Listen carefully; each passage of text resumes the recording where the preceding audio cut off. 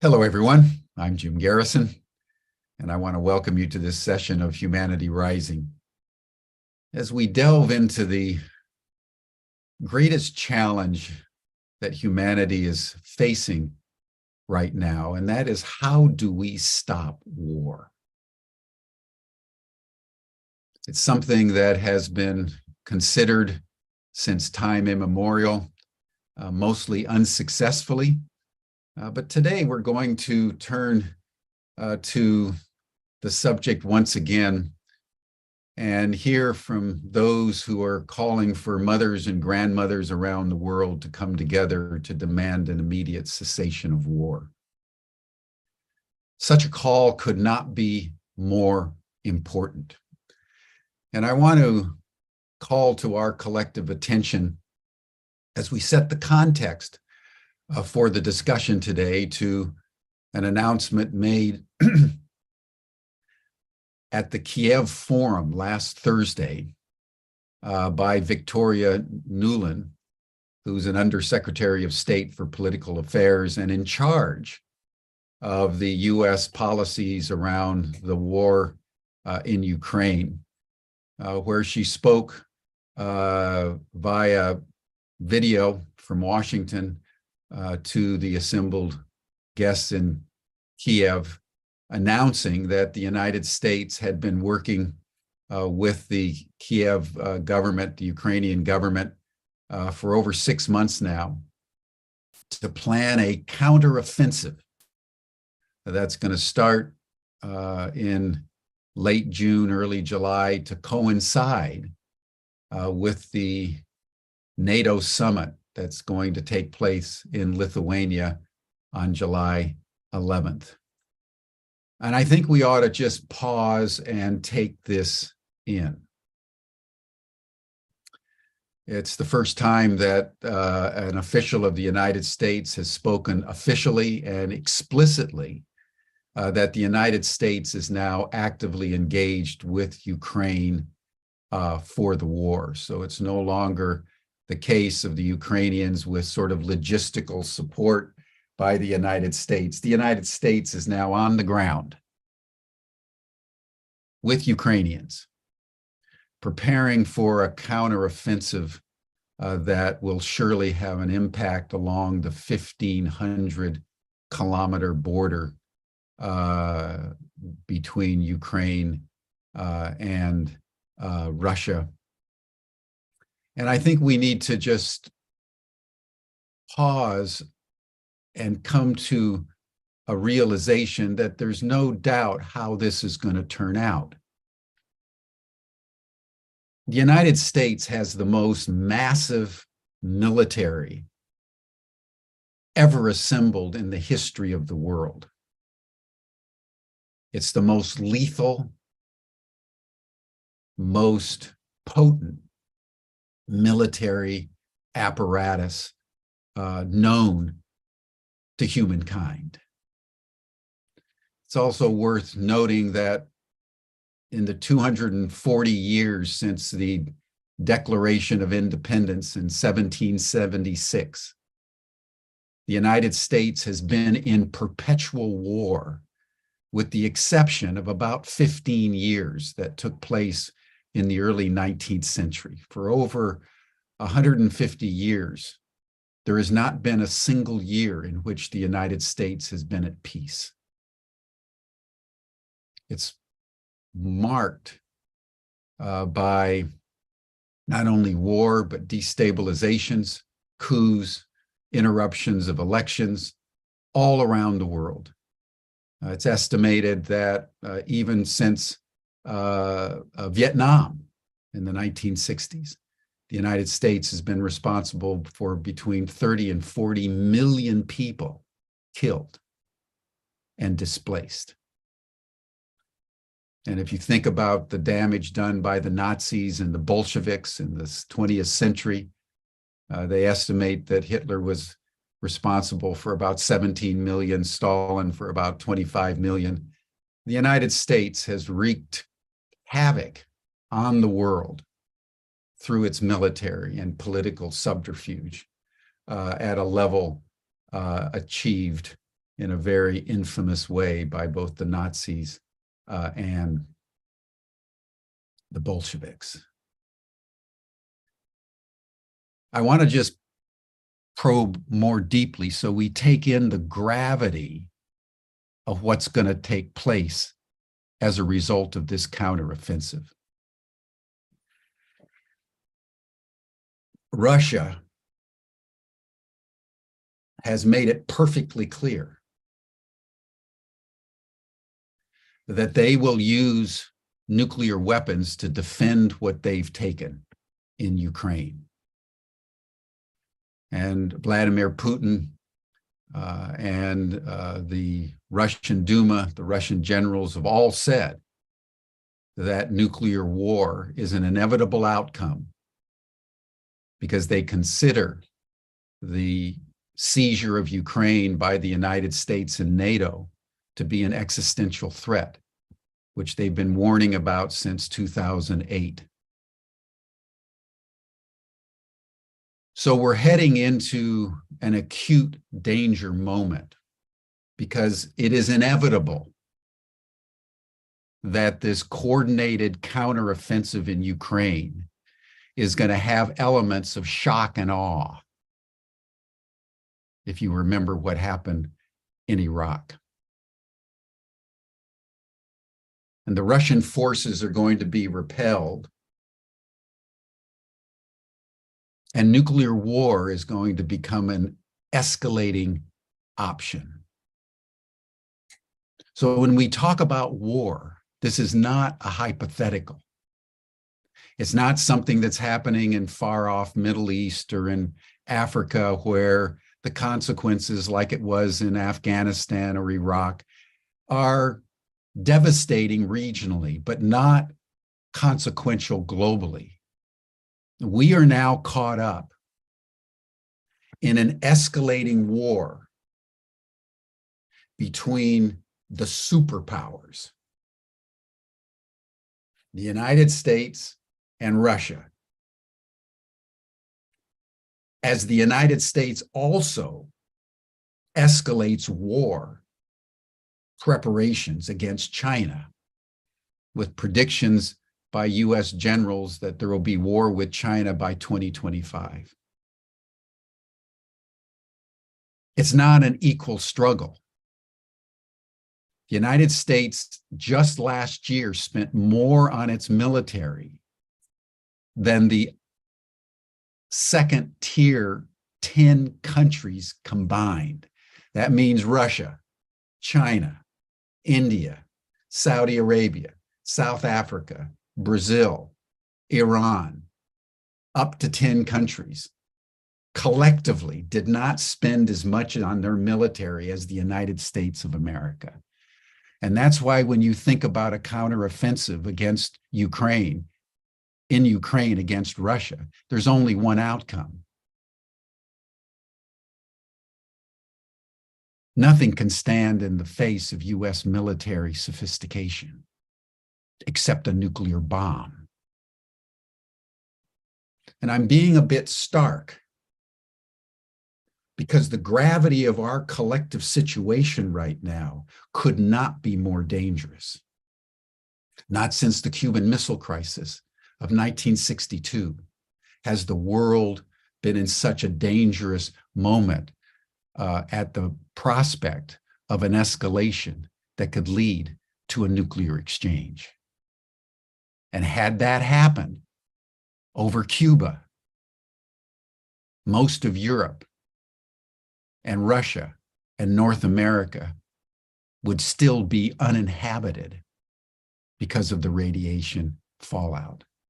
And we're headed into that maelstrom again in Ukraine.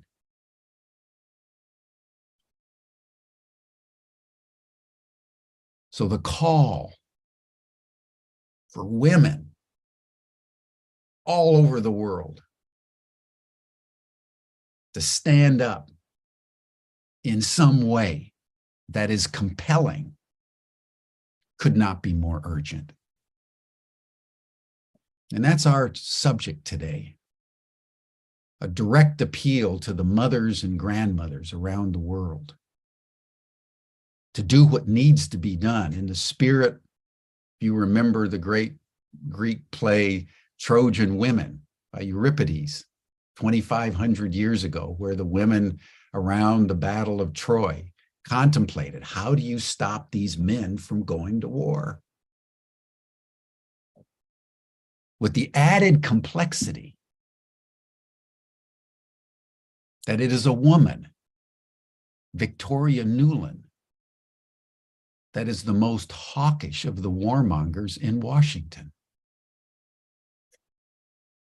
And how we move through that complexity and how we come out the other side in a way that can not only inspire people, but motivate them to the kind of collective action that will have the effect of stopping war, is the greatest issue that we currently face in the world. And I include climate change, because the war has taken climate change off the agenda. And so it's not until we stop the war that we can even begin to address the crisis of climate change. So thank you, everyone, for coming on to this program. Before we launch in, let us just pause and take in the gravity of our situation and what must be done in terms of women leadership around stopping war. And let us just take 10 conscious breaths together, and then we'll begin our program. So in a moment, you'll hear the sound of a bell.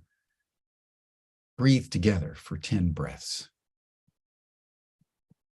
and then we'll begin. Thank you, everyone.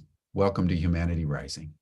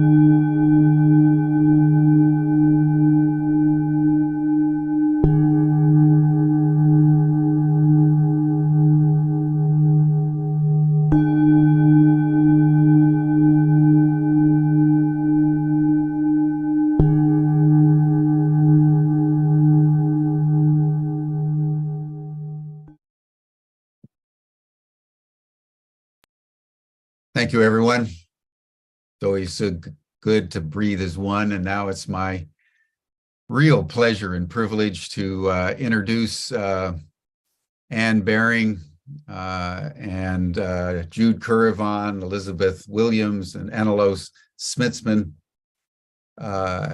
to talk about this very grave issue before us today. We're going to do it sequentially. So we're going to first start with Ann, who's been on our Humanity Rising broadcasts many times. You all know Ann. She's a Jungian analyst. She's written two of the most seminal books of our generation, the myth of the goddess and the dream of the cosmos, and really has dedicated herself to illuminating the human psyche and the mythologies that have shaped human history in such a way that empower all of us to be more whole. And more recently has turned her attention to how mothers and grandmothers can come together to stop war. So, Anne, I want to turn it over to you with many, many thanks. The program will unfold. And when it's over, I'll circle back and we'll have a collective discussion. Thank you, Anne. Thank you all. I turn the program over to you. Thank you, Jim. And thank you for that introduction. I will begin with a quote from Matthew Fox in his book, Original Blessing. The divine and the demonic are very close together. Only a thin line separates them. We who are capable of divinity are also capable of the demonic. And the deepest of all demonic activity is the use of our divine imaginations to invent destruction. War has been glorified for millennia. On the walls of Egyptian temples and Assyrian palaces, pharaohs and kings with their maces raised to strike stand over rows of doomed men. War is an ancient sacrificial ritual waged by warrior leaders intent on conquest and victory. War is a rape of the soul. War is a collective psychosis where fear and hatred replace civilized behavior. Men are not naturally cruel, but regress into barbarism when the destruction of the enemy is the overriding aim. War devastates the lives, homes, and livelihoods of millions, traumatizes children and veterans for the rest of their lives, destroys the infrastructure of a community built up over centuries. Hypersonic and ballistic missiles reduce cities to blackened skeletons. The fields on which people depend for food are mined. The life of nature is destroyed, as well as the works of art that are the treasure of a nation's creative life. We have recently witnessed this pattern of destruction in Syria. Now we see it in Ukraine, where 8 million people, mainly women and children, have taken refuge in other countries. In every society from time immemorial, mothers have cared for the young and the old, have prepared food to nourish them. War is anathema to them because war destroys the precious life that they have brought into being, the life of sons and daughters whom they have loved and helped to grow from infancy to adulthood. It may leave them widowed and destitute, with their sons murdered and their daughters enslaved, like the tragic Yazidi women, or confined to their homes like the mute women of Afghanistan. In his great play, The Trojan Women, Euripides describes the fate of women in war. We feel Andromache's agony as her young son is torn from her and flung to his death from the walls of Troy. She herself, with other Trojan women, was destined for slavery. Women have been the helpless victims of a pattern endlessly repeated over 4 millennia, where rape has been used as a weapon of war. Rape is as old as war, but we need to recognize the horrific reality of what women have lived through and are living through in Sudan, for example, today. Although rape was defined as an international war crime in 1919, no individual or country has been convicted by the International Criminal Court. We may wonder why. According to the latest US assessment, more than 220,000 Russian troops and mercenaries have been killed or injured in Ukraine, and an unknown number of Ukrainian men. Women and children have been raped and murdered, children abducted and held captive in Russia. When will the mothers of both countries come together to end this slaughter and the hatred, fear, and trauma generated by war? When will other mothers all over the planet join them? We are living in a time of great danger, as Jim said, danger from the deliberate or accidental release of nuclear weapons that can wipe out the lives of millions in seconds and devastate the life of the planet. How much longer will it take us to realize that if we are to survive as a species, we will have to put an end to war? Preparations for war and engagement in them devours trillions of dollars that could be better spent feeding the hungry or on education and healthcare. You can find the statistics for military expenditure on the database of CIPRI or the Stockholm International Peace Research Institute. America, as Jim said, is by far the biggest spender on weapons, taking up 39% of the world's expenditure of these in 2022. We have been conditioned to accept the idea that weapons of mass destruction will protect us. We do not see how evil infiltrates the creation of these weapons because they are designed to extinguish life on a massive scale. Evil can be defined as the willingness to inflict terror, pain, humiliation, torture, or death on other human beings. We do not see, as Albert Schweitzer did when he received the Nobel Prize for Peace in 1954, that in creating these demonic weapons, we have lost our humanity. Through successive civilizations and great empires, the male psyche has been programmed or conditioned to follow warrior leaders and to engage in war and preparations for future wars. We can see this nightmare scenario active in the United States, North Korea, China, Russia, Saudi Arabia, Iran, and Israel, all of whom are competing for power and dominance, regardless of the cost in human suffering. The mythic inflation of leaders is the same today as it was in older civilizations.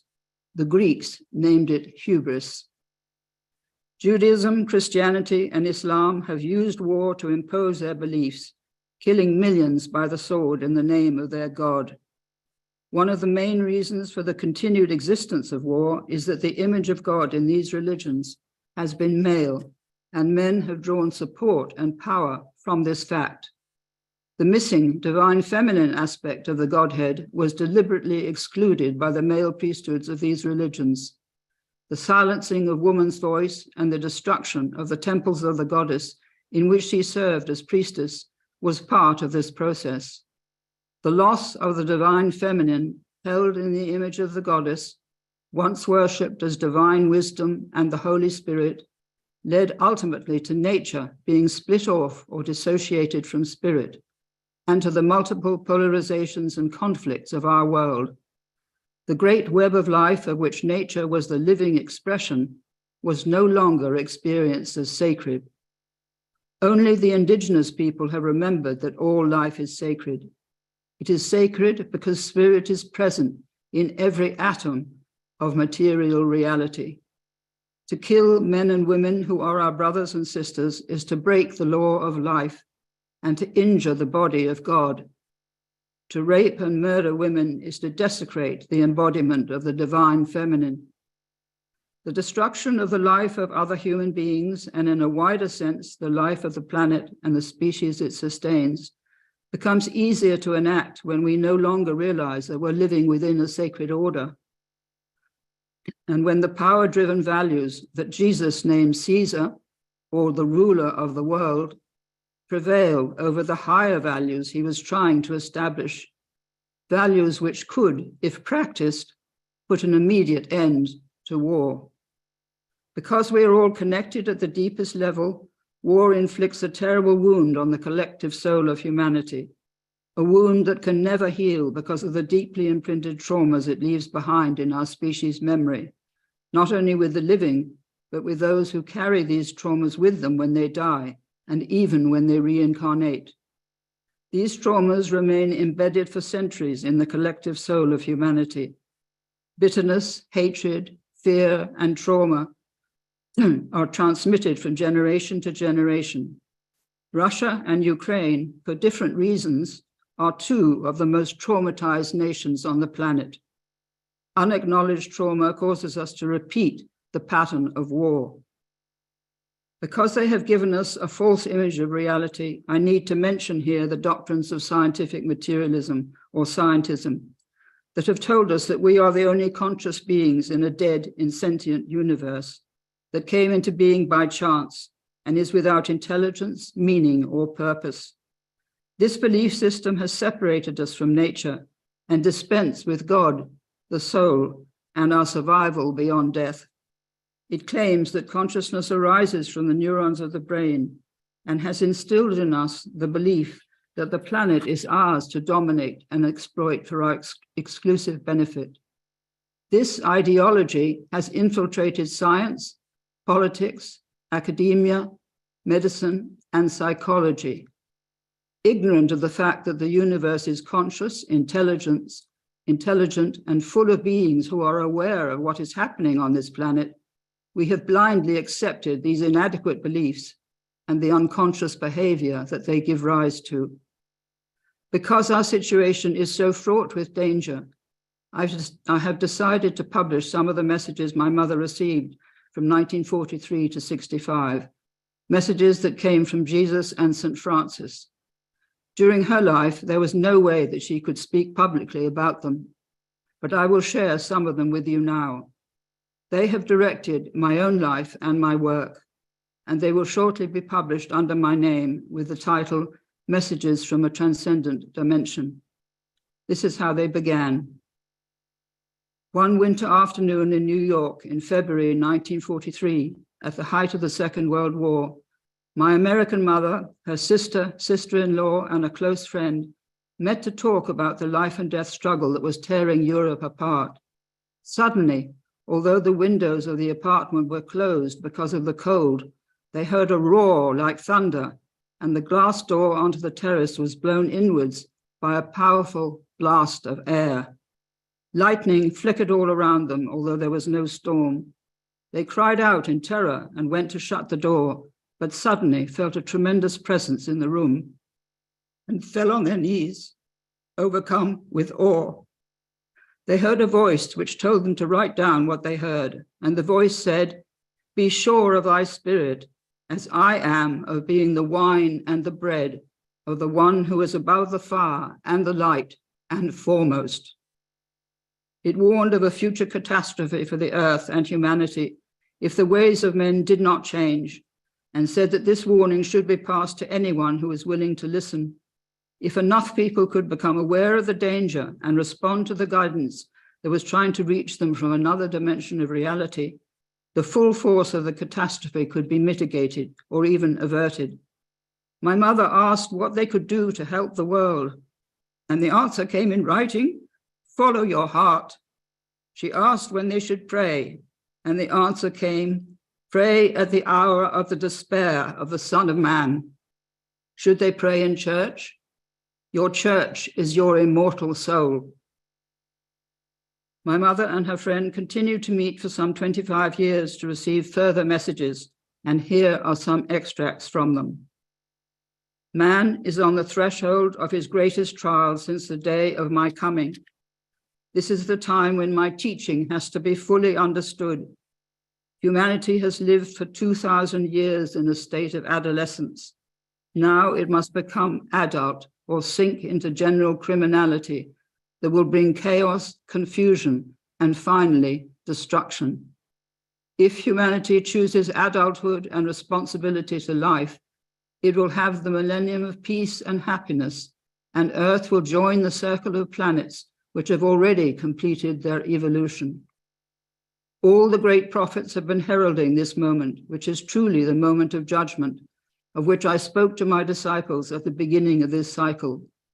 Verily, verily, I say unto you, receive my blessings, receive my dove, because now unity has to become the law of the earth, and those who respect it and make it their own will enter with me the kingdom of heaven.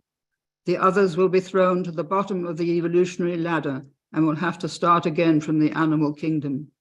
There is no place for half men or sleeping men anymore.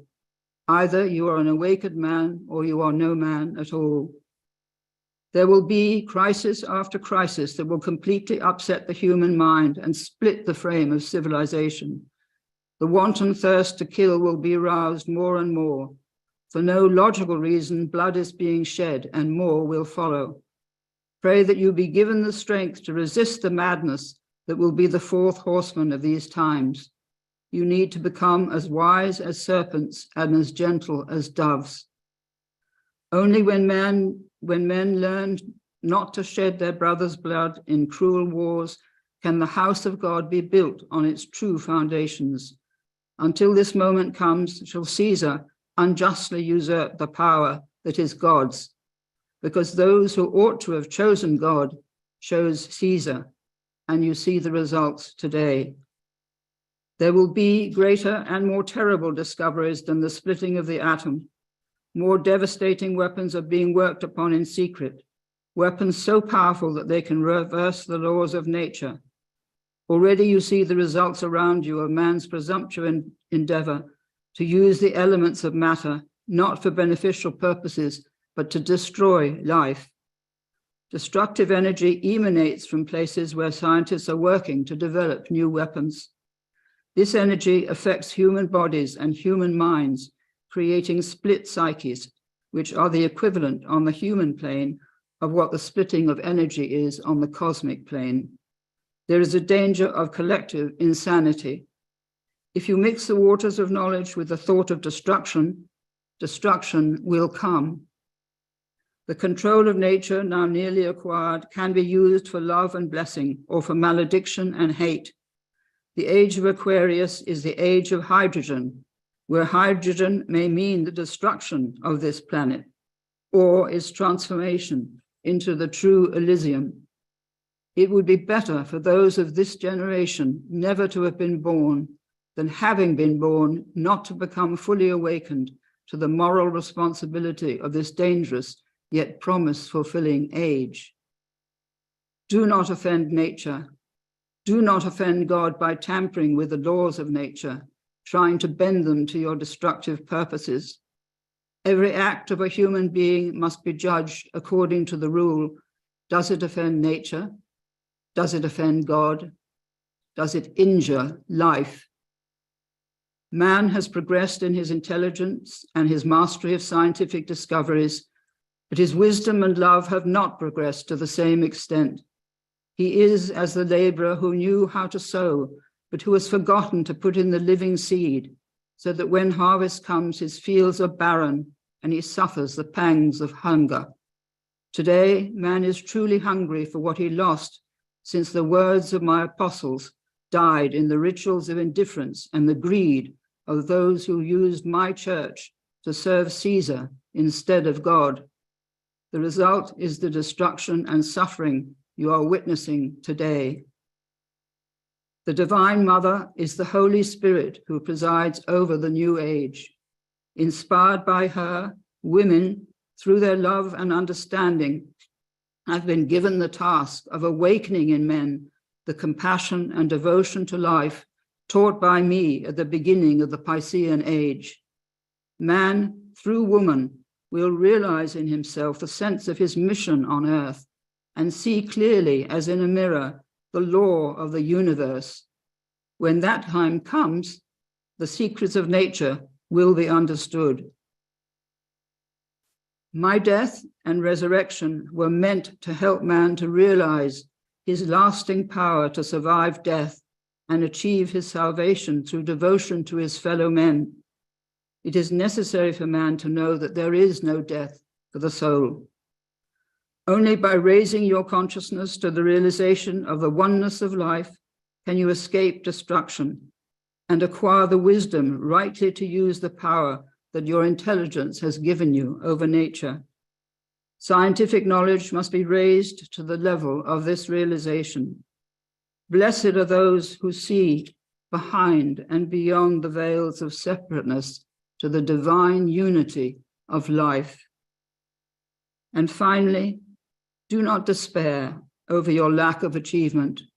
It only needs a few years, days, or hours of complete realization and service in one incarnation to make worthwhile the eternal spiral and your arduous way back to the heavenly spheres.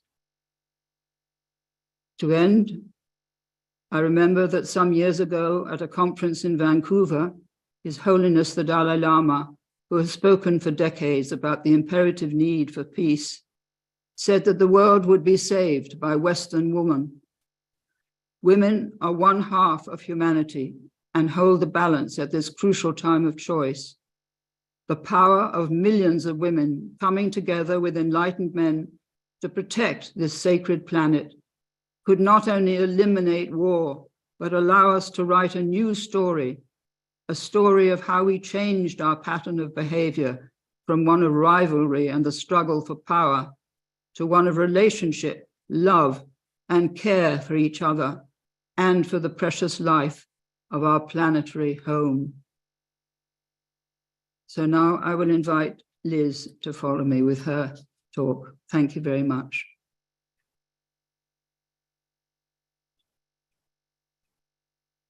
Liz, you're mute. You need to be unmute. Got it.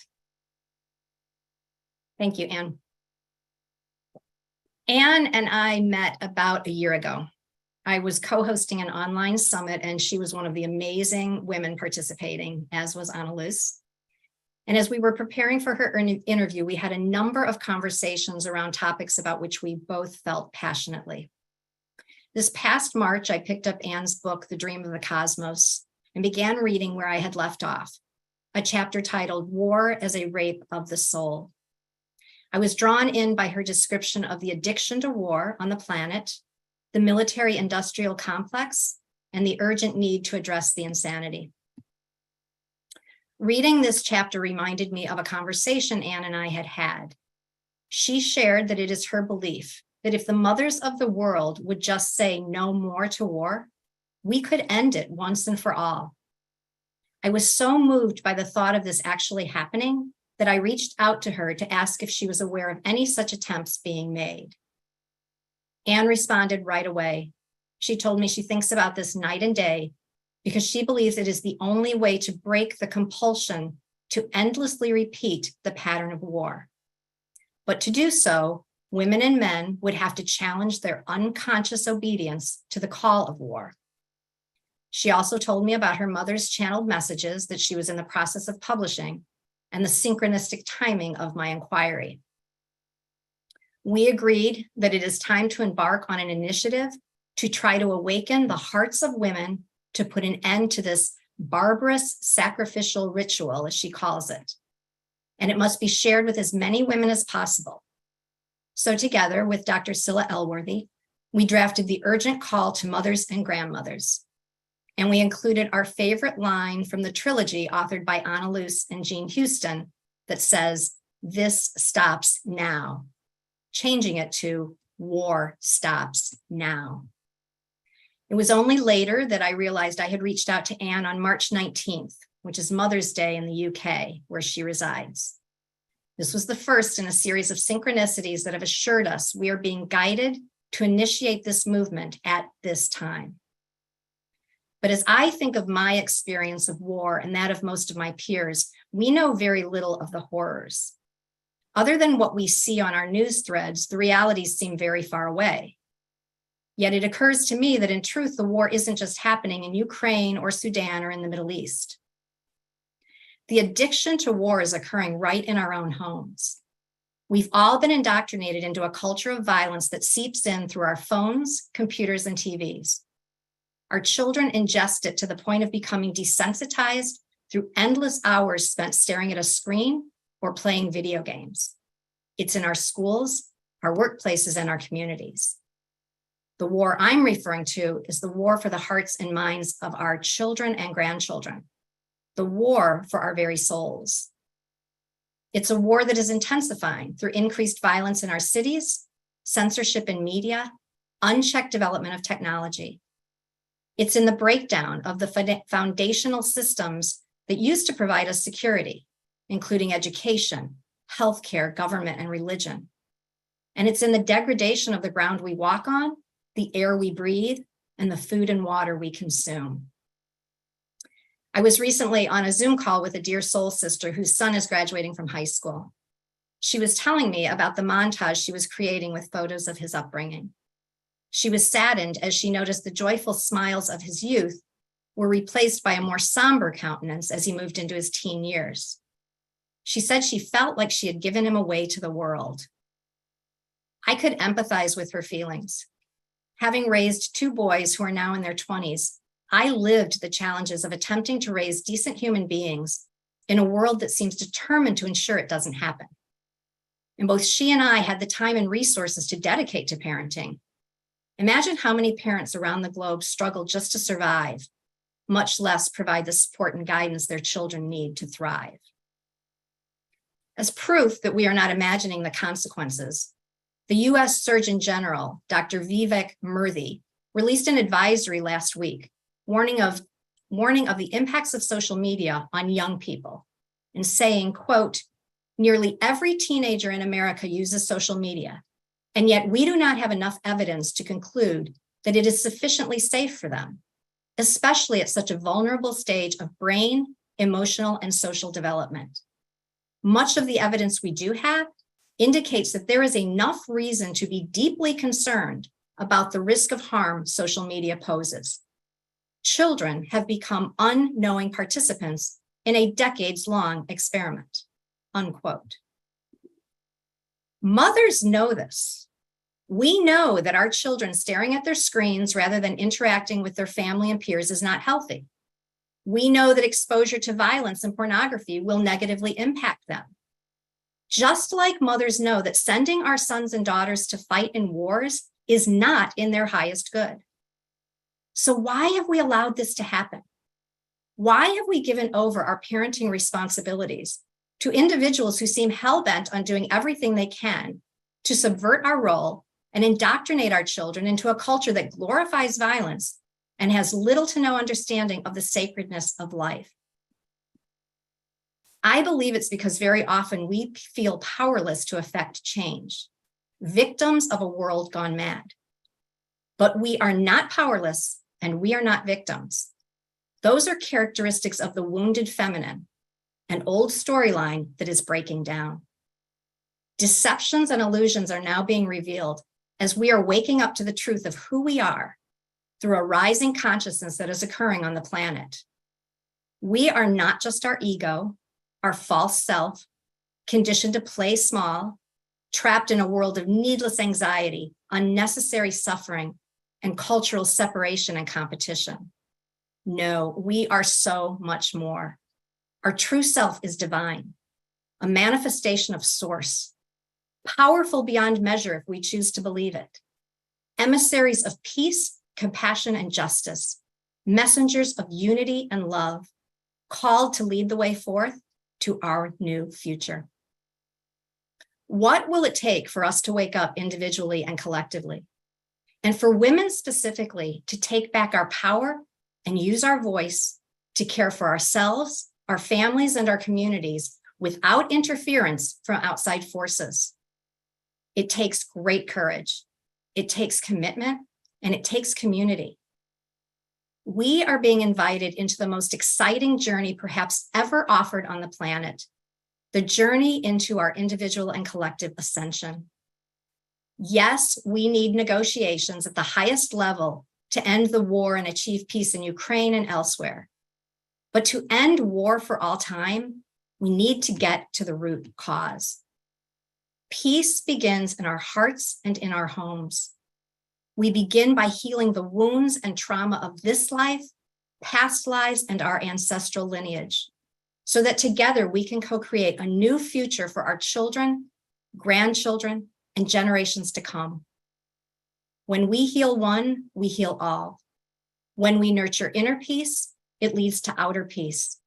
And when we make our homes and communities violence-free zones, our children learn to value peace.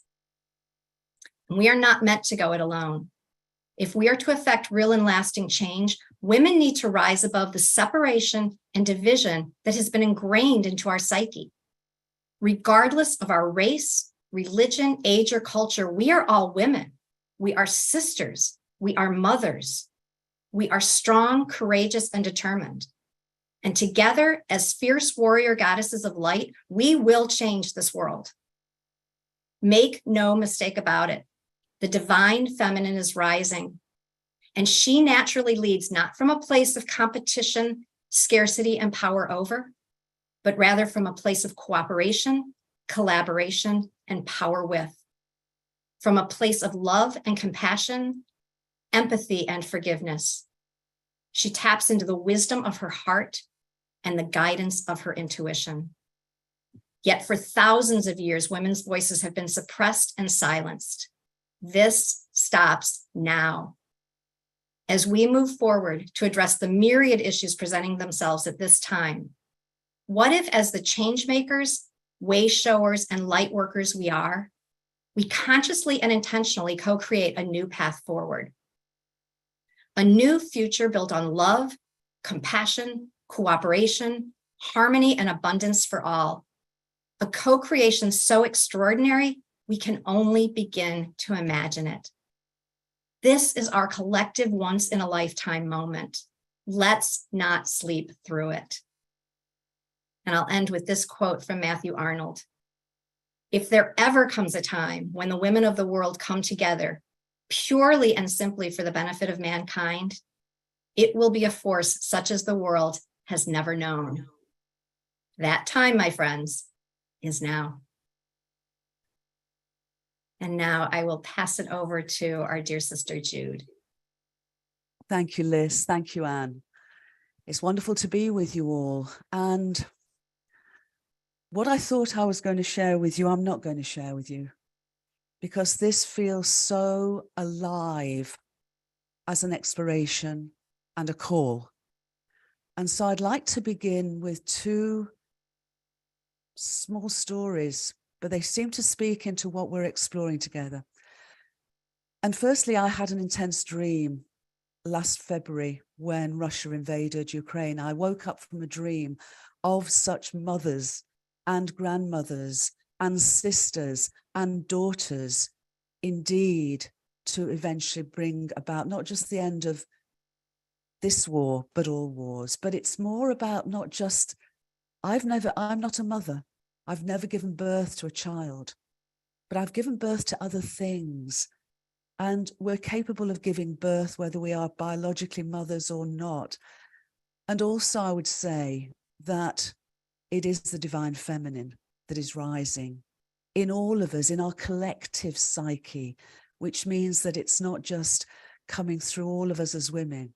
It's coming through men as well, because we are all that universal one that becomes two, of masculine and feminine. And as the two re-enter the sacred marriage of what I feel is possible now, then the divine child, that is really a different name for Jesus, the Christ that Anne referred to, the divine child in all of us can be born.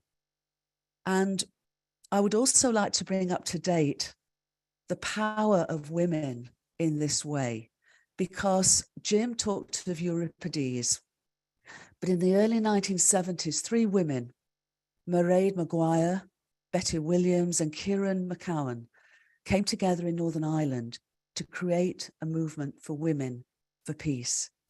And that evolved into the Community for Peace People. And they drew everybody, they invited everybody with peace in their hearts to come together. And they were a major pivotal part of bringing peace to Northern Ireland. And they got the 1976 Nobel Peace Prize. We have exemplars, and we have exemplars in our everyday lives. My mum was the peacemaker for the neighborhood. If anybody had a dispute, they came to my mum.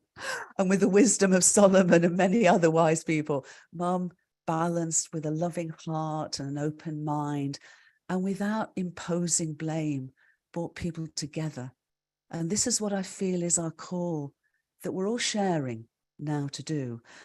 And both Liz and Anne have beautifully spoken to what really is our collective dis-ease, which is the dis-ease of the illusion of separation. Because in that dis-ease, then conflicts are a natural behavior. And that dis-ease has really underpinned our narrative throughout our societies for a very long time. And that narrative is now being turned on its head, because we're discovering at all scales of existence, numerous fields of scientific research, scientific breakthroughs, that are revealing, as Anne said, that our universe isn't a dead, meaningless, purposeless entity, that evolution somehow is accidental. Instead, it's revealing that our universe meaningfully exists, purposefully evolves from simplicity to complexity, ever greater levels of individuated self-awareness. And as a non-locally unified entity, it means that we're not just really interdependent. We are literally microcosms of the wholeness of the nature of reality itself. This, for me, is what it takes, perhaps, to help us change, to help us step forward into this moment of choice as change makers, as servants to peace. Because when we realize that unity isn't an aspiration, it's our existential reality, then we can write, share, sing, dance a new and unitive narrative. 2,500 years ago, a great number of pioneering change makers, thought leaders came into incarnation. And so was born what's known as the axial age. And that axial age, in many ways, was an age of individuation. It enabled us to realize who each of us could be and are. But in a way, it peripheralized over time in the last few centuries the divine nature of who we are, the divinity of the whole of reality. Now we're on the verge of a new age, it seems to me, that some of us are calling a unitive age, because it is revealing, as Liz and Anne, and I know Anna Luce will be sharing, and David, that the authentic nature of reality is its wholeness, and yet its wholeness, its unity, expressed in radical diversity. And this is key, because unity is not uniformity. And in its wholeness in action, it seems to me that peace is not about agreeing to agree on everything. It's how do we disagree civilly? How do we disagree without war? How do we have our unity in diversity, where we see things differently, and yet realized instead of that being a paradox, it's a parallax. In other words, we're able to see the whole from our own perspectives and come together and co-create and realize and discover and celebrate what we share in common. All the peacemakers over the last few years that I've spoken with and I'm working with, this is how they do it. They help to bring people together. They sit in circles of one sort or another. They ask each other, what do we care about? Because what we care about can be common when our worldviews can be different, our cultures can be different. But what do we care about together? What do we value together? And so what do we co-create together? And the more we do that, there's a wonderful journey of consciousness, because when that happens, our worldviews begin to shift.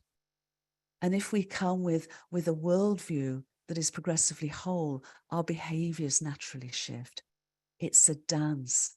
So this paradox into the dance of parallax is one from an innate loneliness that is present, is there in the disease of separation, to a sense of felt aloneness and a journey of remembered all oneness, the me, to expand the circle of compassion, as Einstein said, to embrace the we and to embrace further the all. How do we do that? How do we bring peace into each of our hearts, into our families, into our communities, into our planetary home?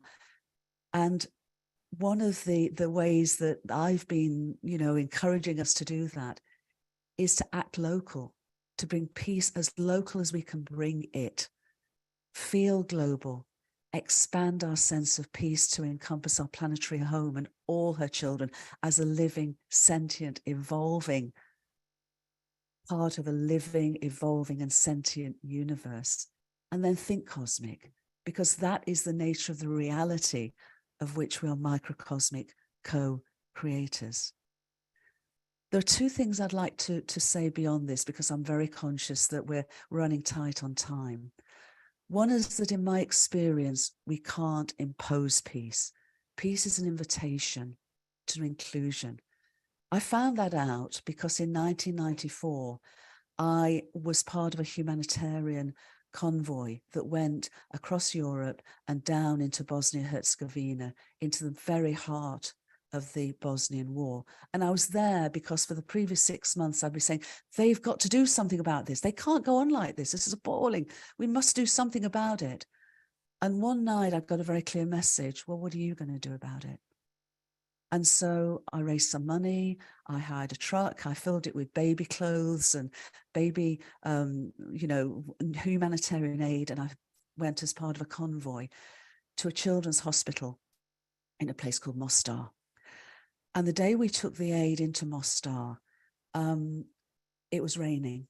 And that possibly saved some of our lives, because all through Europe, it was January, the skies had been blue. It was incredibly unseasonal, warm, gorgeous, clear weather. But that meant that the fighting to where we were going was intense. And 2 days before we went to the children's hospital in Mostar, the school had opened after a period of time because the kids were becoming very unruly and traumatized by what they were experiencing. So the school was opened again.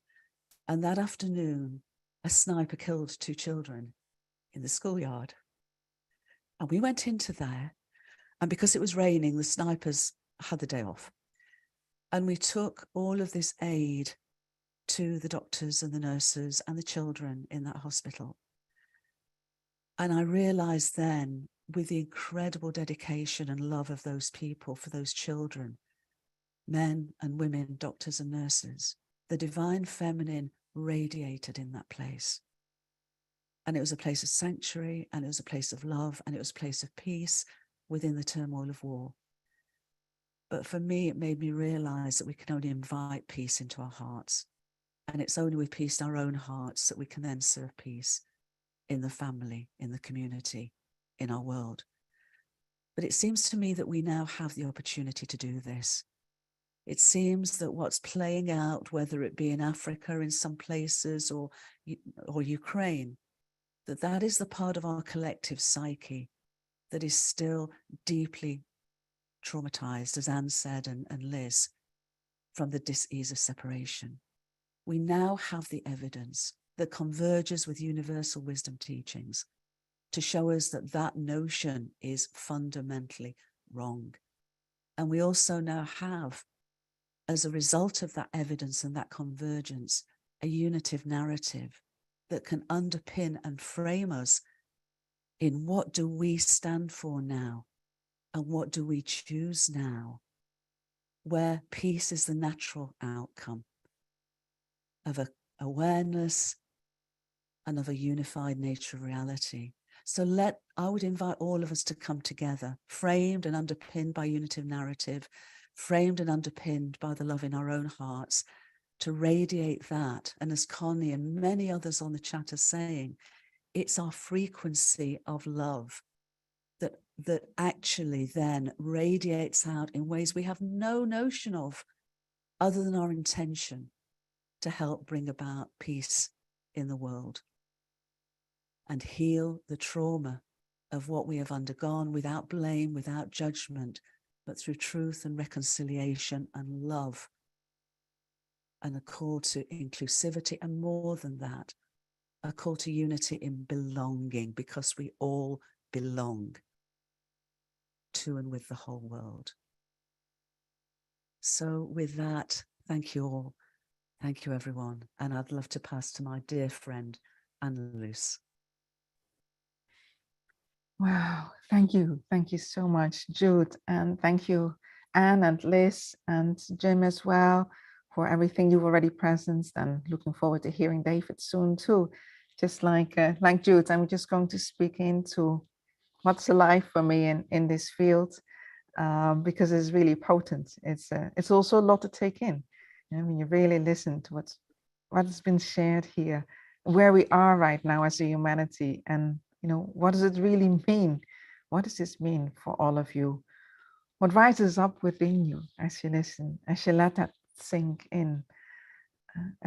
What places inside yourself are you bringing forth in response of that? And on that point, I'd like to share also a little bit about "this stops now," that sentence that, that Liz and spoke about from our book, Return of the Avatars, which I co-authored with my dear friend, Jean Houston. And it's a very particular scene, "This stops now." And what happens in that scene is that Rose, who is a young woman in her mid-20s, and she's going through her own future humans quest. And what that means, she dies briefly, and she really gathers that power and the consciousness to renew her life from a higher place of wisdom and of love. She discovers her future human potential of a new cycle in consciousness, a new era. And she starts to see her life through that perspective of our evolutionary next step, of what it means to be part of this human family that has actually solved the root causes of ongoing war and violence. And that is from that place that she starts to speak, "This stops now." So what happens in this particular scene is a teenage boy is being chased in the forest. And he's being chased by a group of men who very much represent the archetype of domination, and the archetype of domination that we are seeing rising up now again in all kinds of forms, politically, socially, in this whole industry of war. Let's not forget, war is a business model. War is a business model. It is an industry. Yeah?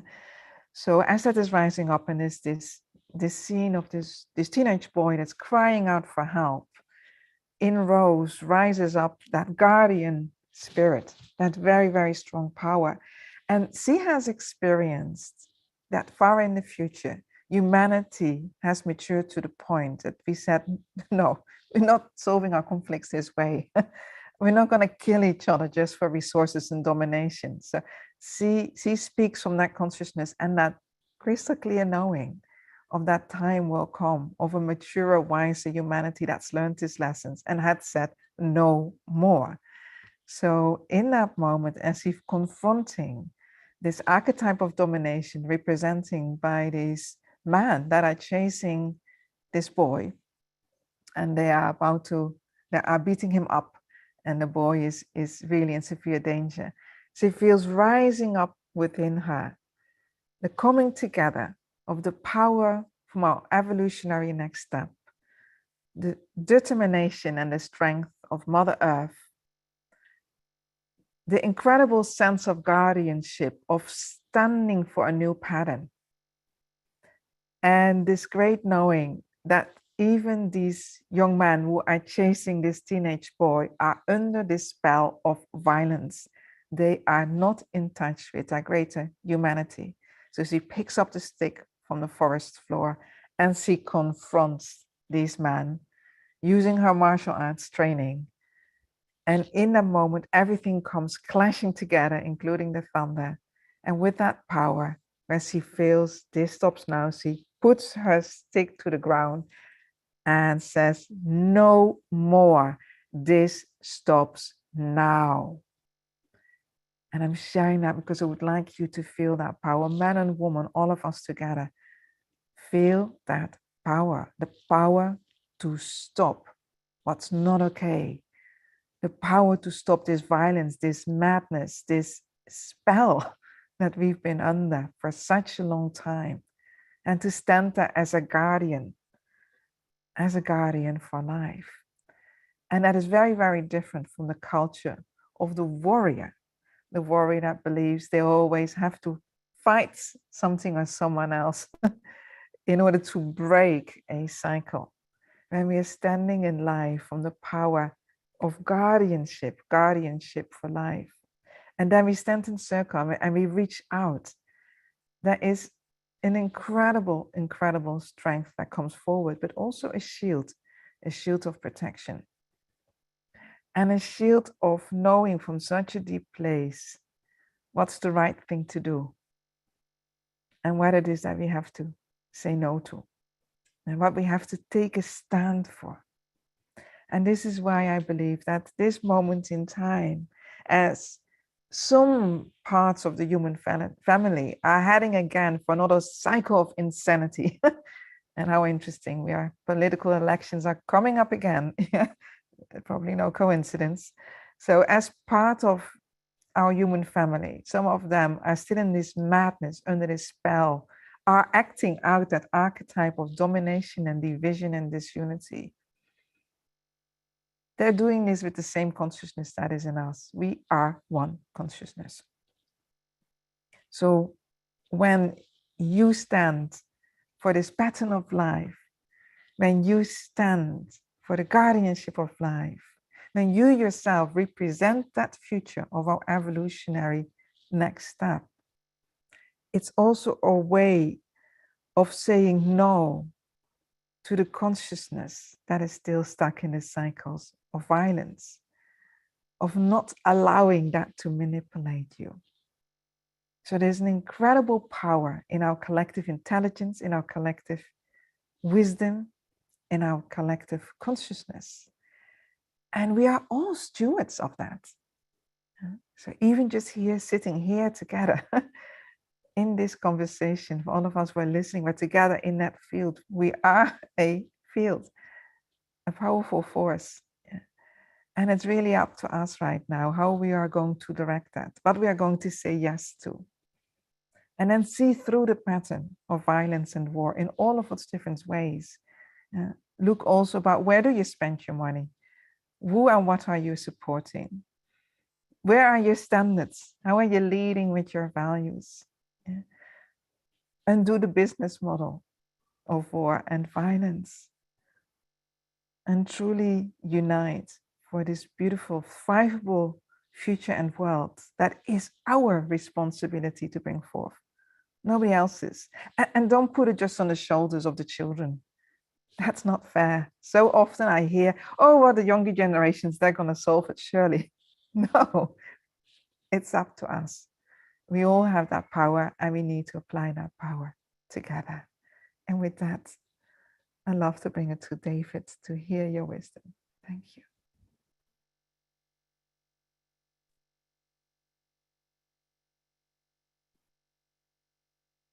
Thank you so much, Annalise and Liz and Anne and Jude. What powerful words you've all shared. And I'm very moved by this. And there's a very strong sense of presence from the invisible world in this conversation. So I'm going to share my screen and tell you a little bit about a sort of prophetic contribution to there's what I've got. Sure, I've got the right one here. Yes. Some of you may not have heard of Ben Saduno, Peter Dunoff, who lived from 1864 to 1944. I'm just getting my slide play from the start. Play from the start. Good. Okay. This is a very powerful photo of him from Rila in, I think, 1936. The Rila Mountains is where he took his followers to camps during August, and this still happens. And I've been on numerous occasions, and you live as brothers and sisters in a camp in the mountains. You get up for sunrise, you dance together, which is highly symbolic. The Panurhythmy dance, which was all about peace. And so here is the sunrise from the Mount of Prayer. And in the far distance, you can see the highest peak in Bulgaria, 2954 meters, which is Musala, which means the home of the gods. Rather good. So here, his mission, this is what he said, and there's a continuity here between what Anne shared earlier. I've come to reveal love, he says, to bring love down to earth. We preach the Christ of love, which supports and fills every heart. We preach the Christ of wisdom, which illuminates every mind. We preach the Christ of truth, which liberates and elevates the world. And he said that in these three principles lies the salvation of the world. And these are not propositions, these principles. These are principles that we are invited to embody, to align ourselves with. And in addition, to make up the pentagram, there is justice or equity and goodness or virtue. And so the appearance of Christ on earth, he said, is nothing other than the manifestation of divine love within the hearts and minds of men and women. Sorry, there we are. Now, he explained that there were these 4 degrees of human culture, and this gives you a kind of evolutionary direction, which is very consistent with what we've been talking about this afternoon. So the 4 are violence, law, justice, and love. And you see all of these present and operating in our world today. It's what we're talking about: violence, the use of force, domination, power, and manipulation. The law, or breaking of the law, using threats and control on an external level. And then you have justice, which is equated also with peace, which is universal and excludes privilege. And love, the 4th degree of human culture, which he defines as a life for the whole. And in the higher degrees of love, he says that love is a force in the mind, by which he means the people who embody and emanate love, like my sisters on the panel here. and as a principle in the spirit, love is the capacity to reconcile all contradictions, to go beyond opposites, which we're also trying to do here. And this quote from Gandhi is very powerful. It comes from The Ways and Power of Love by Pitarim Sorokin. Love is basically not an emotional, but an ontological power, the essence of life, the dynamic union of the separated. So we need to develop a whole philosophy of love and to apply its power, the power of love, to overcome the love of power.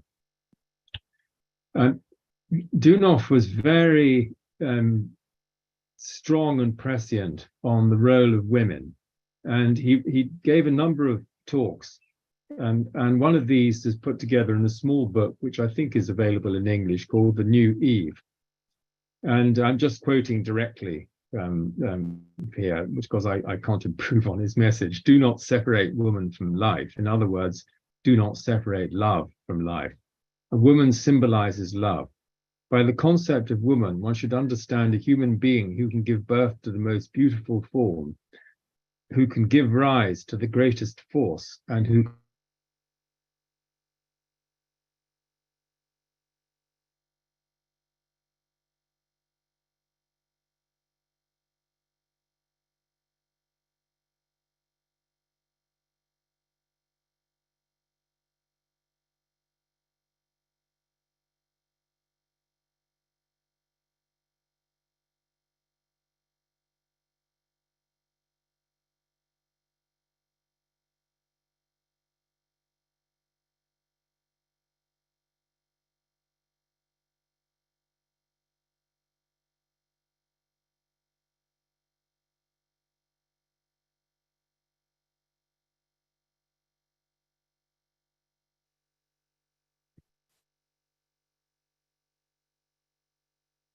looks like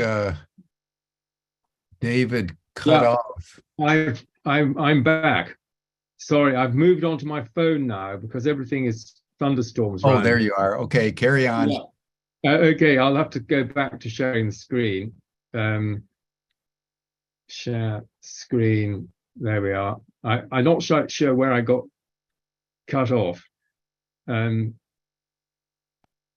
Yeah, so he was talking about in the 1920s, he was talking about uplifting women so that women have to be raised up to the status they used to occupy in the past. Put the woman on that level where she was originally, and you'll see that in 125 years, and he actually says this, 125 years, so hopefully a bit sooner than that, the world will improve. The salvation of the world is the uplifting of women, and the salvation of contemporary humanity lies in the elevation of the heart. a culture of love, a culture of the heart. And Anna already mentioned the quotation from the Dalai Lama. And he says this very emphatically, that only one power in the world that's able to annihilate war and to bring in peace. What is that power? The woman. Women have to direct their power to the entire world and say no more wars. This is exactly what we're about in this session. It's incredible. If all women get together and say from today onwards, we're not going to give birth to criminals, wars will be over thanks to all these women. And if each mother tells her son, if you kill your brother, I will renounce you. You're not my son anymore. The wars will come to an end. To achieve this, it's not just a question of 2 or 3 women have to realize their task, but all women have to raise themselves and begin for the salvation of the world. And this is exactly what we're initiating today. And I thought this was very interesting because during the Treaty of Versailles in 1919, he sent a message to the negotiators, and he says, those who love their enemies are people of the new future culture. And if those who are attending the conference in Versailles love their enemies, a real peace can be established between the peoples. If they do not love their enemies and peace is re-established, it will be temporary, as indeed it was. Real peace is one that brings in the future culture of work, life, and love. And if the peace which most contemporary people expect rests on the law of Moses, an eye for an eye and a tooth for the tooth, and exactly what we're seeing at the moment and around the world with the culture of violence and revenge and the trauma that it brings about. The future will prove what kind of peace this is and what culture it will bring. And we are in the fruits of that.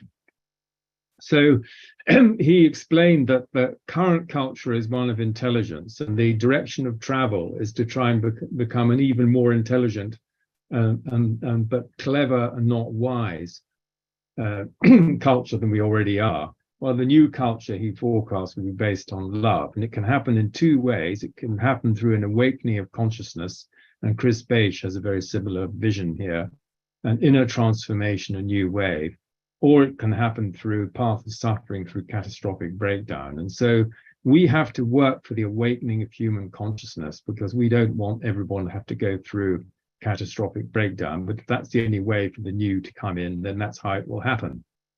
And these new people, that's us, will think of the good of our neighbors as their own good. Now, this is a very important concept, this life for the whole. The universe is unity and diversity arising from the one, as Jude has already been saying. And he said that all beings form a whole as branches and leaves of the great cosmic tree of the cosmic organism. This is the basis of equity and justice. Life is one, mind is one, love is one, as Anna Luce has already explained. So the abundance of the world comes from love, which brings good, and wisdom distributes that, and truth gives the power to act. So it's truth which gives strength to the will and the power to act. And here is this supreme goal of human life, is that people should be free, and to serve, love, wisdom, and truth. So that's our goal and our purpose as human beings. In 1944, he delivered a very powerful prophecy, which is actually not dissimilar, interestingly, to the messages that Anne has received. And this is only 1 paragraph here, and just to share with you. The Earth, the solar system, the universe, all are being put in a new direction under the impulsion of love. Most of you still consider love as an insignificant force, but in reality, it is the greatest of all forces.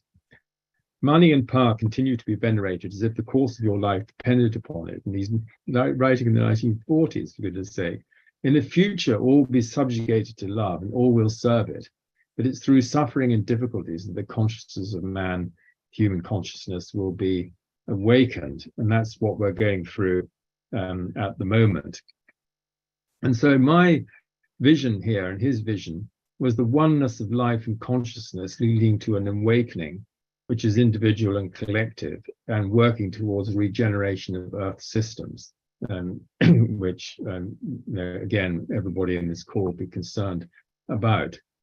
And I felt this was a very interesting quote. He says, humanity is moving towards collaboration, mutual aid, and union. And you can see that happening, and it's obvious.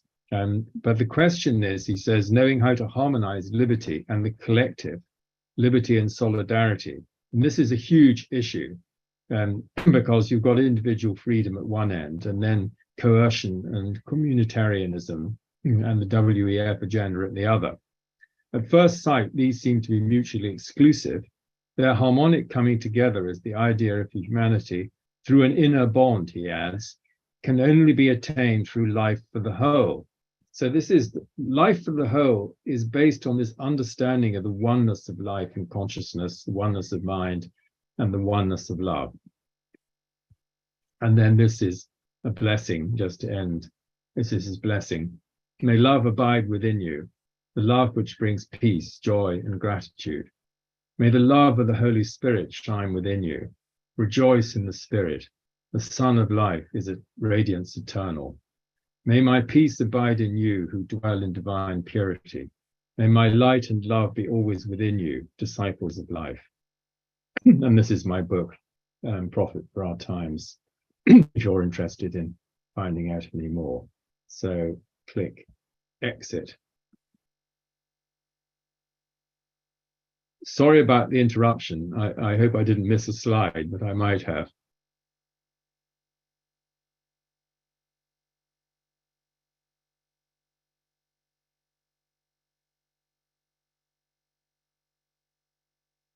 Jim, are you there?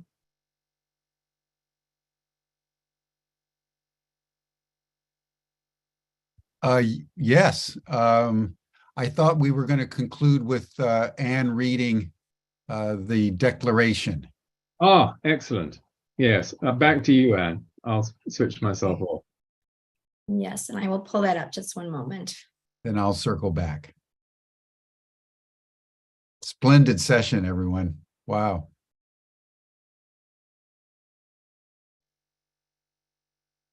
Here we go. Just going to share my screen here. There we go. Can you see that, Anne? Now I can. Yes, that's fine. I just have to put the chat down. Urgent call to mothers and grandmothers. War stops now. Women are one half of humanity, yet our voice is not heard in relation to war. We see every day how war is destroying human life and the precious life of the planet. This must stop. Most of us don't experience the full horror of war, but those who are ordered to fight and kill, if they survive, are condemned to suffering for the rest of their lives from the atrocities they have witnessed and the injuries sustained. The families of those who have sacrificed, those who have been sacrificed, live in grief forever. Mothers and grandmothers never recover from the loss of their beloved sons and grandsons, or the rape of their daughters and granddaughters. Bitterness, hatred, fear, and trauma pass from generation to generation. Trauma does not vanish with time, but is held in the collective psyche of humanity. That is why all war must stop. This is a key moment in our evolution. The choices we make now will determine our future and whether there is a future. There is only one power in the world that can eliminate war, and that power is women in service to love. So we proclaim, we, the mothers and grandmothers of the world, demand that war stops now.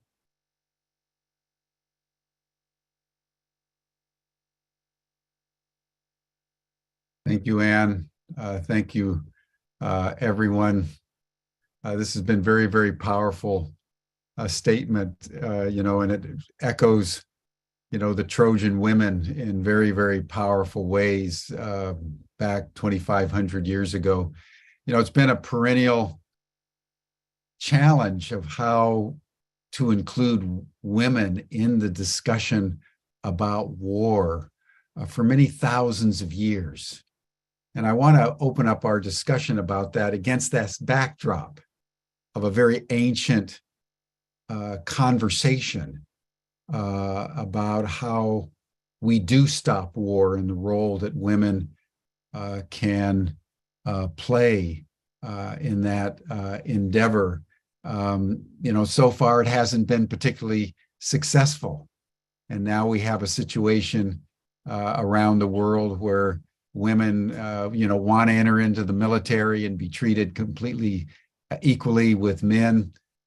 We have Victoria Nuland leading the charge on escalating the war in Ukraine.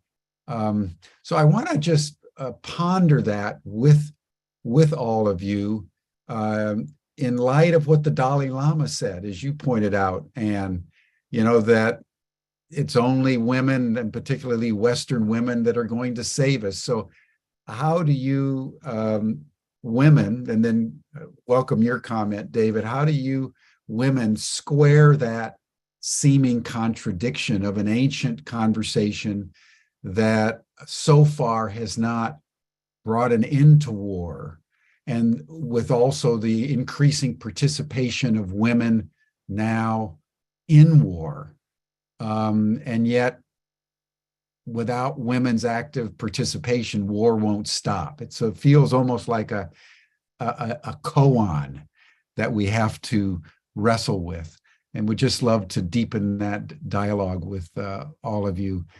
So I just open it up to your various comments.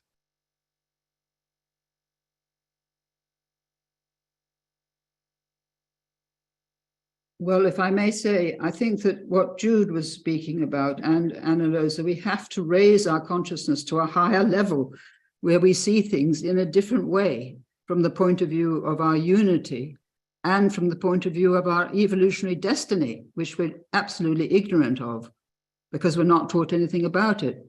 So I think it starts with an understanding of who we are, why we're here on the planet, where we're going in our evolution, and also what happens to us after we die, so that there's a continuity, many, many lives in which we've worked through this thing in other situations. So I think the consciousness can only be raised by thousands of individuals working as we are to help the understanding that we have to move to unity. We have to understand we're part of the same divine ground. We're not separate. So I would pass it to one of the other people who would like to say something, I'm sure. I'll be happy to take the talking stick, Anne. Thank you. I agree. I think there's two things. First of all, until now, although we've had many, many spiritual teachings and traditions that have spoken of unity, it's really now in a scientific age where the scientific paradigm has told us that actually unity is not the nature of reality, but that separation is and materialism is.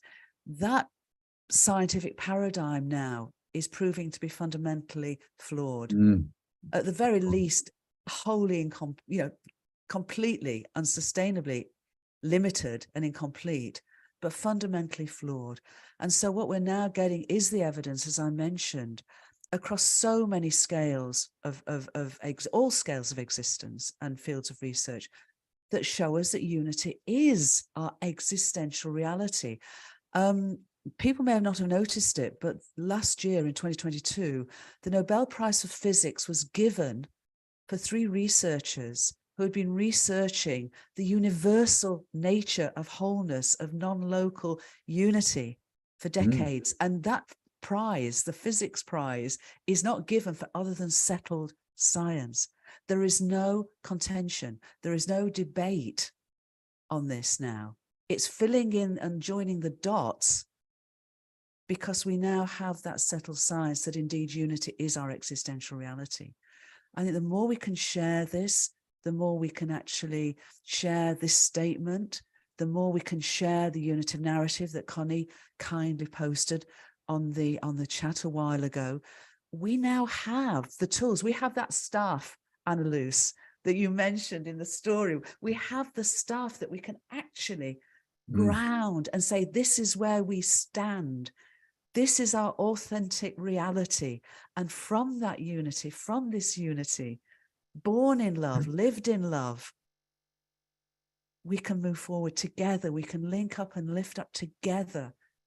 All of us, whoever answers this invitation to say war stops now. That's a very powerful point. Thank you, Jude. What was theoretical and before that marginal is now essentially established fact. Yeah. Yeah. And we had a program on, the Gaia hypothesis, as it was first called, with James Lovelock first articulated it.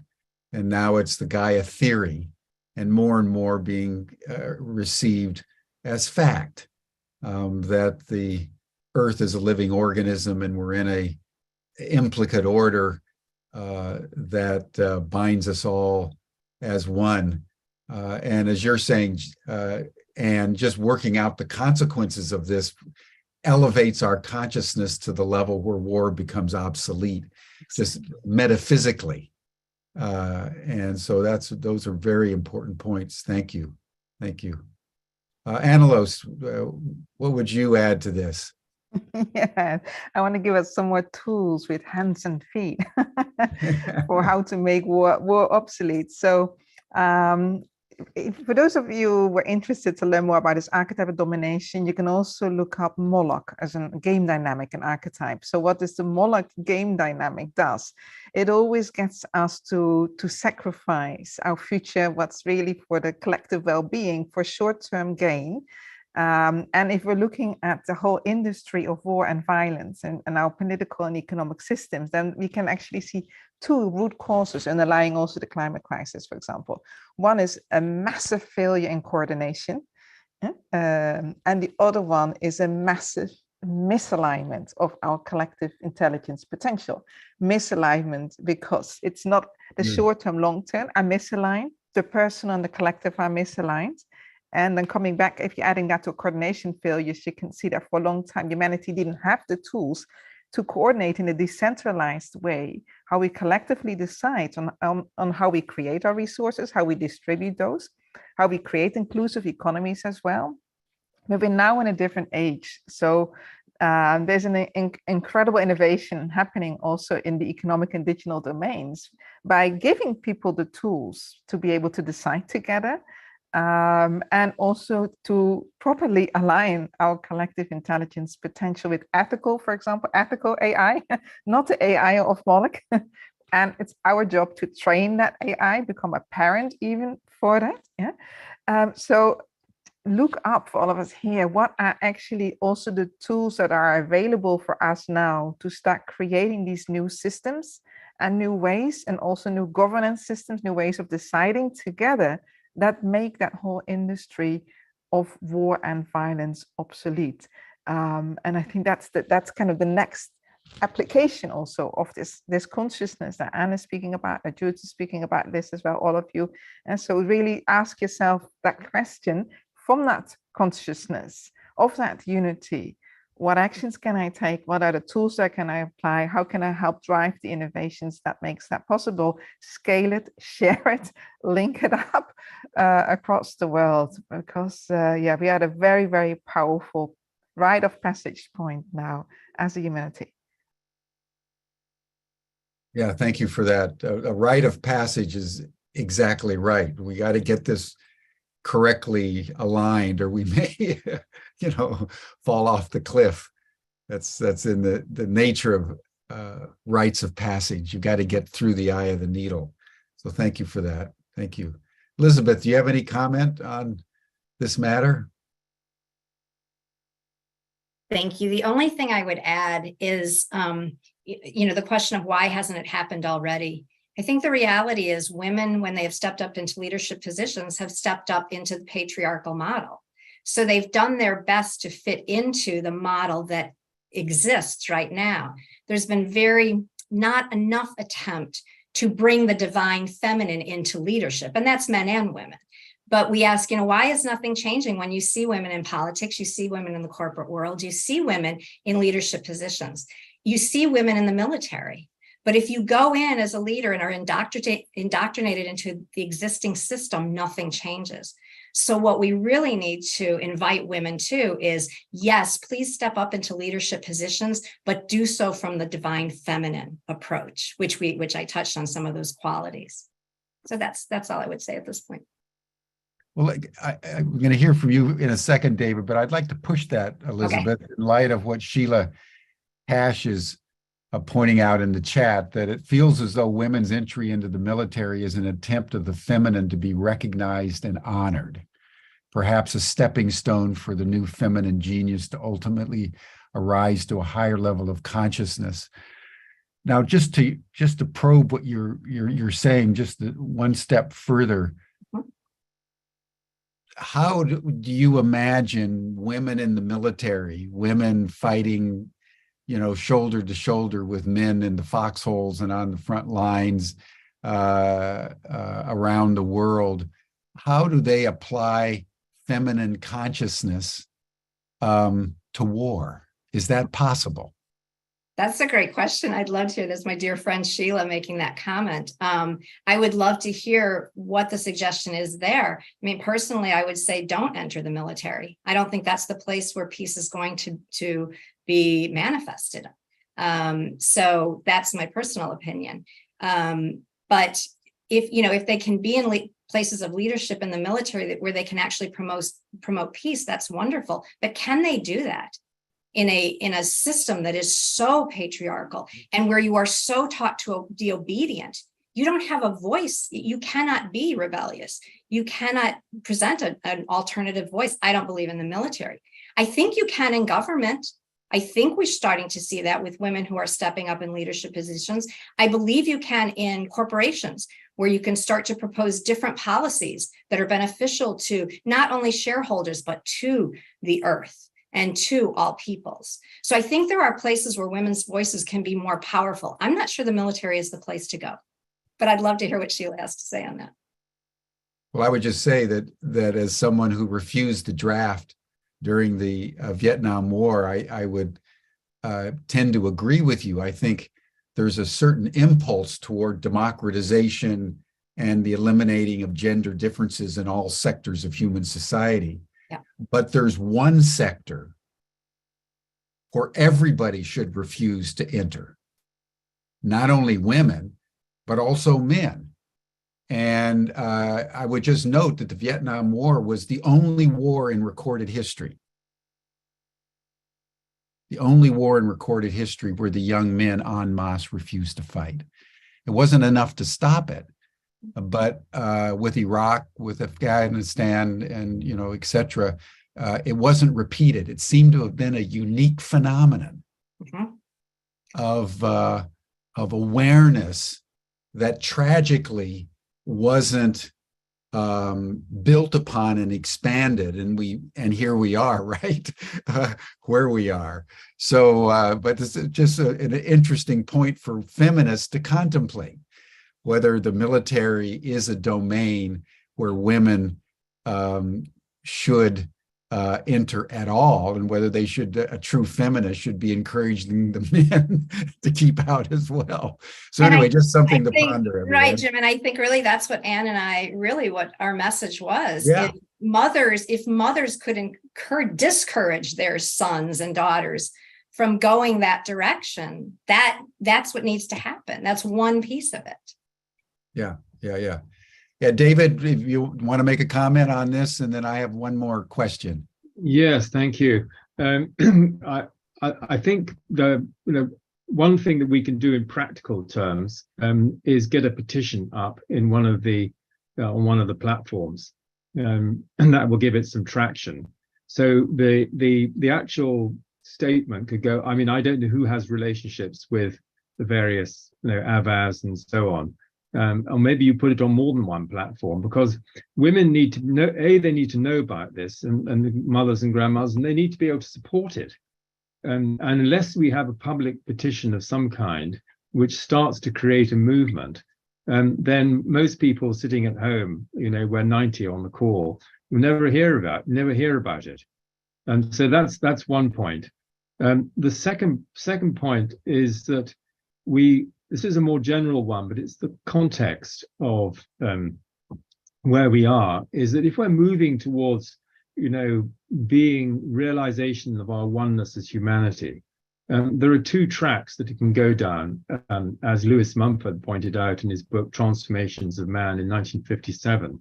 He said either it goes down the track of mechanical uniformity from the center, and this is the digital surveillance, this is everything that the World Economic Forum and the UN are trying to roll out, or it goes down the track of unity in diversity, which is what we're talking about here, which is how nature works. And as you know, it was Gregory Bateson who said the main problems in the world arise from differences between how nature works and how men and women think. And that's part of what we're talking about here. And I think one final point is that the process that somehow has to come about has to be one of demilitarization, but that also has to go along with creating trust. And how do we bring in systems of integrity which bring about trust? Because there is a huge lack of trust, not surprisingly, with all the deception, manipulation we've been subjected to, also in terms of the propaganda about the Ukraine war, which you yourself have pointed out. And so we need to sort of balance out what we're against with what we're trying to create. And I think maybe a petition would be a good place to start. And we could get some very high profile people like Jane Goodall, Dalai Lama supporting it. Well, let's thank you for that, David. I certainly think a petition is a good place to start, but I think the history of petitions hasn't been as successful as we would like. And it's within this context that I would like to deepen the analogy with the Trojan women. And I want to do so in the following way and then get the you women to comment. In the Trojan women, just to refresh everybody's memory, the proposal was that the only way that the women could stop the war was to stop having sex with the men and say, you stop the war, then we can resume conjugal relations. But until you stop it, no sex. It didn't quite work out. And I want to fast forward to the Dalai Lama's observation. You know, we're not with Andromache anymore, and we're with you, and we're with Jude, and we were with Elizabeth and Anelos. And the Dalai Lama saying it's, you know, the new Trojan women are the women of the West, and that there's somehow a particular gift that Western women can contribute to the current world predicament. And I would just love to have your comment. Would you agree with Euripides, with Andromache, that we should you should stop having sex with men and create a global campaign to do that? Or is there something else that would be more effective? I mean, a petition is obviously a good thing, but I have a feeling that in order to have the impact to actually stop one of the most ancient and deeply embedded practices in history, traditionally associated with men in war, what could women actually do that would accomplish that worthy objective? Just, I mean, as a hypothetical. If you were saying something to all the mothers and grandmothers, listen, if we all got together and did X, would you start with sex? Would you choose something else? So I just love to open it up. Jude. I'd start with a cup of tea and a chocolate biscuit, personally, Jim. Good one. I'm being facetious. There's something about the way in which women include and bring together. And it doesn't have to be the sense of we come together to change the world. As I mentioned, my mum used to solve disputes in the neighborhood literally by inviting people to share a cup of tea and a biscuit and share their stories. And you know, and that was a very simple thing. But I also know from the work of Monica Sharma, for example, who has worked in the Middle East and brought together communities of vastly different cultural perspectives and who've been openly conflictual. And she's brought them together through a heart-centered inclusivity to share stories, to hear and listen to each other, to not make judgments on each other, but just to come together and then ask them what they stand for. And when that happens, that very apparently simple process can be transformational. I have two very good men friends, the Reverend Peter Owen Jones and Professor David, who have been working with healing circles for many years. And what they do is they invite people who are either conflictual or in burnout and therefore behaving in ways that are not healthy to come together and share stories together. It's at that very profound human level, it seems to me, that we begin this. And, you know, it's Lao Tzu talked of this, you know, peace in the heart, peace in the family, in the house, peace beyond. It's not something that I think we can just impose across everybody. But the more that these grassroots invitations come up from many, many, many thousands of people, and I know they're happening, and Luce knows they're happening with the work you're doing on Earthwise.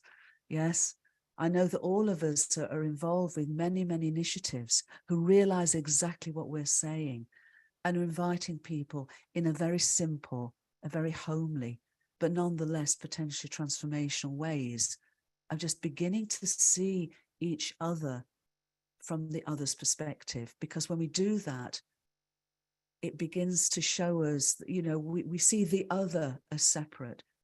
It's when we realize that the other is us that we can really move forward.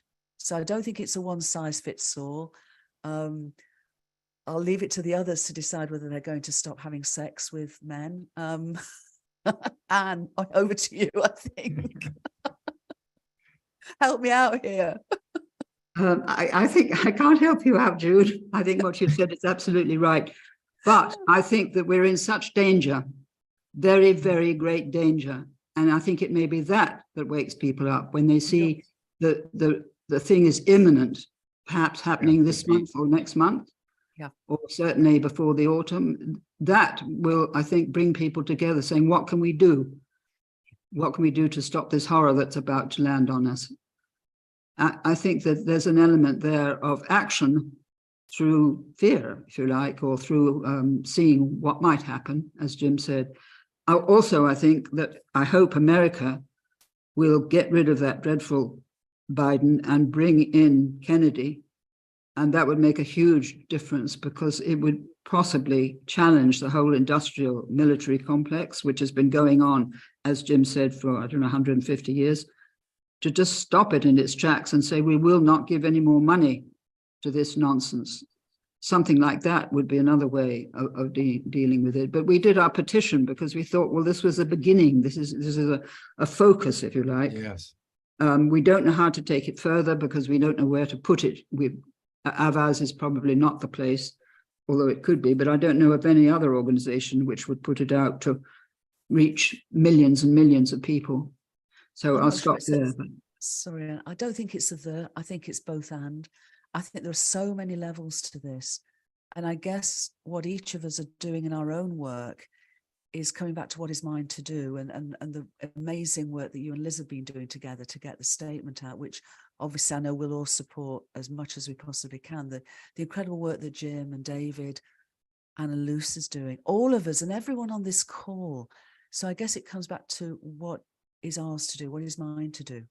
And as much as possible to link up and lift up with others that are coming from that same perspective, I think is key. Also, I think we're being guided, quite definitely. Yes. And I think we need to just ask, what should we do next? What's the next step? And what can we do together?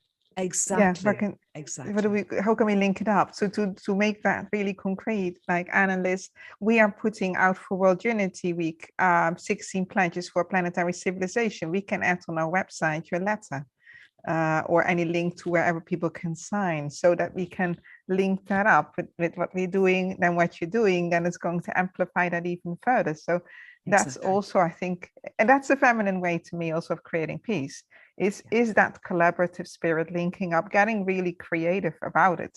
But also have a long breath. You know, it's not about stopping war through just one action, as Jude was saying, or trying to impose that. Yeah, but it's having the long view of what are the immediate actions that are really important. Sometimes that means go on the streets and make our voices heard, but it's also at the same time, what are the, the long view, what are the long actions we need to take to change our economies, to change our governance system, to change the way that politics is happening, so get out of that dualistic trap.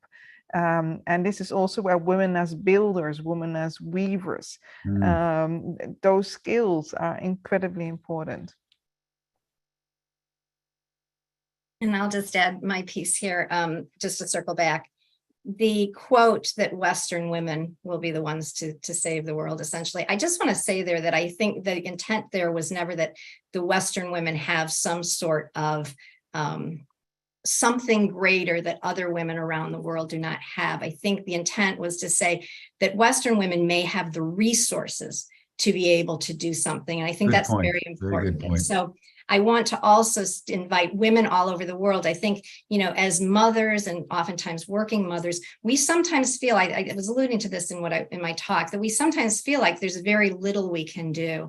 And what I would say to that is perhaps you can't join a peace campaign, or perhaps you don't have the time or resources to do some of the things that we're alluding to here. But what you do have is the ability to use your voice. And particularly if you are a wife and a mother. I speak to my boys all the time about what is going on in the world. Even now in their 20s, we talk about it all the time, because the perspectives that they're seeing on social media don't typically reflect the perspective that I think we need to move forward. And so we very often engage in these conversations, and I see that impacting them. So I encourage all women, regardless of where you are or the resources you have, use your voice. Tell them what you feel in your heart. Tell them what your gut is saying. Share that. And finally, I am going to go to the point of sex and whether or not we should stop having sex. I don't think that's the answer. What I think the answer is we start to restore sacred sexuality. There is a form of sex, of sacred sexuality, that the priestesses knew, and they used to raise their consciousness and the consciousness of their partner. That's what needs to be restored at this time. It's not cutting it off. It's remembering the truth about what sexuality really is meant to be, and teach your boys that as well, and your girls. Beautiful. Well, thank you all for this very stimulating session about how mothers and grandmothers and women all over the world can come together. And has been noted in the chats, is the feminine within all of us is what really needs to be activated. But I think it was important for today to accentuate women in particular, and the petition that you're circulating.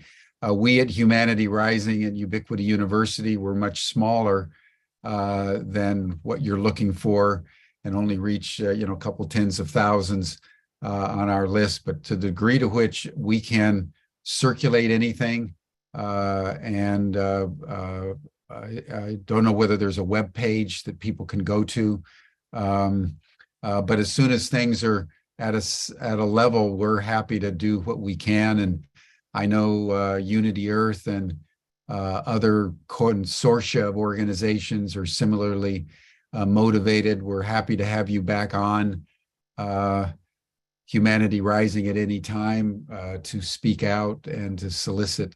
And that would be a question, if some of the women want to sign and pass it around, who do they contact?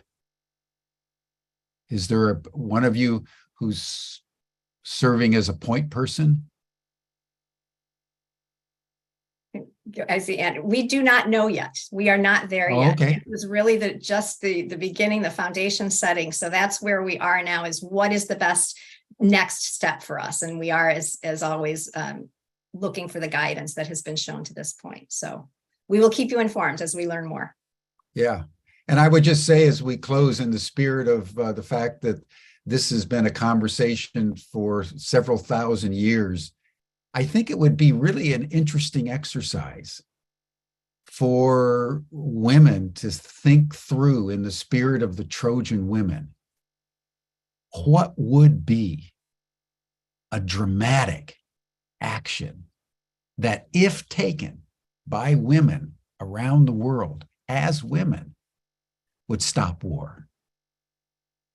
If we could crack that koan, what a wonderful, wonderful thing that would be. So Anne, Jude, Elizabeth, Anelos, and a deeply feminine man, David, I just want to thank you for everything that you're doing, and just know we stand ready at Humanity Rising to support this in any way we possibly can, because stopping war is the greatest challenge in the world right now. It's the key to solving everything else that's so urgently pressing upon us for solutions. So I just want to thank each and every one of you for everything that you're doing, and particularly on a Memorial Day in the United States, which is a consecration of war. We wanted to have this protest and petition promoted. So thank you all. And that'll bring us to a close, everyone. You're all welcome to our after session chat group. You'll see the link in the chat. And then tomorrow, we're going to deepen our conversation about the role of women in creating peace and social and climate justice by listening to an initiative coming out of Rotary International around the power of women. So that'll be tomorrow on Humanity Rising. Thank you, everyone. Bye for now. Great session.